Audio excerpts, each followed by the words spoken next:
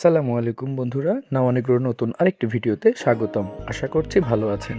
দেখতে পাচ্ছেন যে আপনারা আগে থেকেই জানেন আমাদের দুইটি শেডের মাঝখানে যে মাচাংটি করেছি বা জাংলি বলে আমাদের আঞ্চলিক ভাষায়, আমরা সেখানে আঙ্গুর লাগাবো বলেছিলাম। সেই ধারাবাহিকতায় আমরা ৬ জাতের ৬টি আঙ্গুরের চারা নিয়ে আসছি। প্রথম আপনারা যে চারাটি লাগানো হচ্ছে দেখতে পাচ্ছেন, এটি হচ্ছে জয় সিডলেস জাতের একটি জাত, আঙ্গুরের জাত আর কি। আমরা আমাদের উৎপাদিত ভার্মিকম্পোস্ট ব্যবহার করেই এগুলি রোপণ করছি। তবে এটিতে আমরা কিছুদিন আগে খৈল এবং আরও কিছু উপাদান যুক্ত করেছি। আপনারা আস্তে আস্তে সবই জানতে পারবেন ইনশাল্লাহ। তো এরপরে যে চারাটি আমরা রোপণ করছি এটি হচ্ছে আলফা মোস জাতের একটি চারা। দেখতে পাচ্ছেন এরা প্যাকেটগুলো যেভাবে কাটছে, আসলে এটি ধারালো ব্লেড অথবা কেচি ব্যবহার করা নিরাপদ। তবে হাতের কাছে ছুরি ছিল, সেটি দিয়েই তারা কাজ করছে। তবে আপনারা যারা এগুলি লাগাবেন অবশ্যই সাবধান থাকবেন যাতে চারার গোড়ার মাটিতে নড়ে না যায়। এই চারাটি হচ্ছে গ্রিনলং জাতের একটি চারা।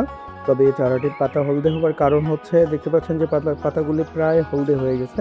এটার অন্যতম কারণ হচ্ছে আমরা আজকে চারাগুলি আনবার প্রায় ৮ম দিনে রোপণ করছি। সেজন্য আপনারা চেষ্টা করবেন চারাগুলোকে ছায়াযুক্ত স্থানে ভালো করে সংরক্ষণ করবার এবং খুব দ্রুত লাগানোর। এখানে আমরা দুটি জাত লাগাচ্ছি, একটি হচ্ছে বাইকোনুর এবং তার সাথে আরেকটি রয়েছে ডিকজন জাতের আঙ্গুরের চারা। তো প্রথমে তারা বাইকোনুরটা লাগাচ্ছে এবং বাইকোনুরের চারাটি টোটালি কোকোপিটে করা, এই জন্য এটি খুবই সাবধানতার সাথে রোপণ করা দরকার। না হলে মাটির গোড়াটি আর কি কোকোপিটগুলো নড়ে গেলে অসুবিধা হবে। আর আমরা আমাদের যেহেতু উৎপাদিত ভার্মিকম্পোস্ট ট্রাইকোডার্মা মিশ্রিত ভার্মিকম্পোস্ট ব্যবহার করছি, সেখানে অন্য কোনো রাসায়নিক সার এখন ব্যবহার করছি না। তবে কিছুদিন আগে আমরা এই জায়গায় ডিএপি সার দিয়ে রেখেছিলাম এবং তার 4 দিন পরে আমরা কিছুটা হিউমিক অ্যাসিড এবং ট্রাইকোডার্মা মিশ্রিত পানি দিয়েছিলাম। আর আমাদের সারে তো অলরেডি ট্রাইকোডার্মা দেওয়াই আছে। এবারে যেটি লাগাচ্ছে এটি হচ্ছে বাইকোনুর এবং এই বাইকোনুর আমাদের দেশে যথেষ্ট পপুলারিটি অর্জন করেছে। এর কারণ হচ্ছে এর কালার এবং এর মোটামুটি মেইনটেনেন্স ঝামেলা কম। এই জাতটি আমাদের দেশে সবচেয়ে বেশি জনপ্রিয়, আমরা সেটিও লাগিয়েছি। পাশাপাশি আমরা আরও 5টি জাত লাগিয়েছি।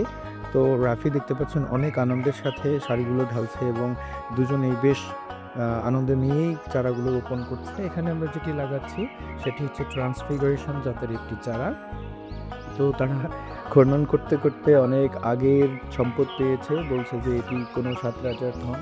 তো যাই হোক, মজা করতে করতেই তারা চারাগুলো লাগাচ্ছিল। একটি তাসিন আর পাশে আছে আমার আরেক ছোট ভাই, ওর নাম হচ্ছে রাফি, আব্দুল রাফি।